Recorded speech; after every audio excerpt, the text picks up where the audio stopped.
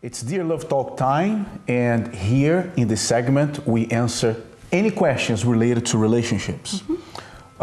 If you also need some kind of advice or even book an appointment with us, write to us to questions@lovetalkshow.tv.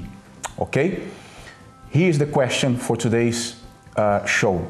My boyfriend has a very bad past of cheating and having many sexual relationships with girls.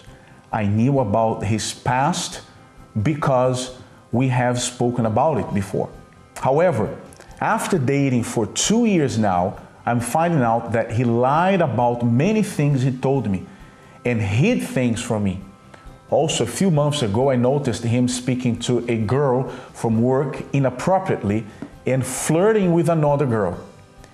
I feel like the trust is broken completely because he lied on many occasions when I confronted him about it, and I don't know what to do. Please help me. This is an actual email question that came through to us. And I think you have enough evidence to kick him out of your life. I was going to say something else, but I don't know if I'm allowed to say that on TV. Because, first of all, there were signs there from the beginning. They had spoken about it before. So that means, whoa, I have to watch this guy, right? Then he begins to act erratically again, and do the things he did before. So what else do you do? Look, and we are not saying here that people who have made mistakes in the past, they can't change. People change. When they want to, they change. Many of the people that you see here on this show, they have made changes in their lives. So we're not saying that the boyfriend, when he spoke about his past and cheating, history and whatever, that he couldn't have been sincere and have changed. Now, what intrigues me in this email and in this person's story is that they talked about it. So I think for her, it was like, okay, he's being open about it. So this is a good thing. It's a good first step that he didn't hide it from me. He told me.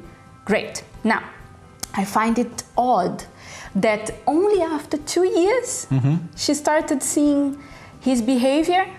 I don't think, okay, if he obviously didn't really change because he's back now to his old habits. But I don't believe that he had changed and then 2 years later something happened and turned his head.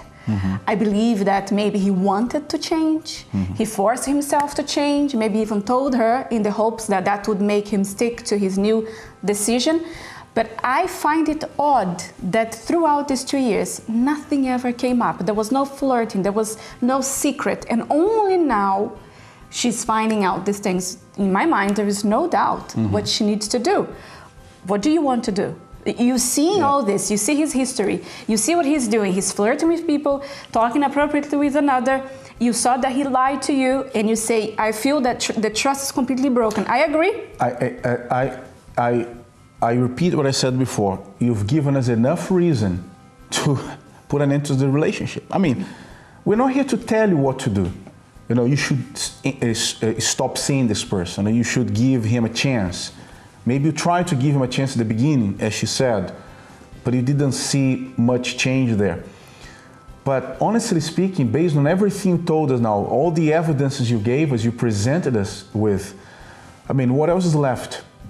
Now, I would like to throw another question now. I would like to throw a question at you now. You gave us a question, I'm going to give a question now. Do you love yourself? Do you appreciate yourself? Do you value yourself?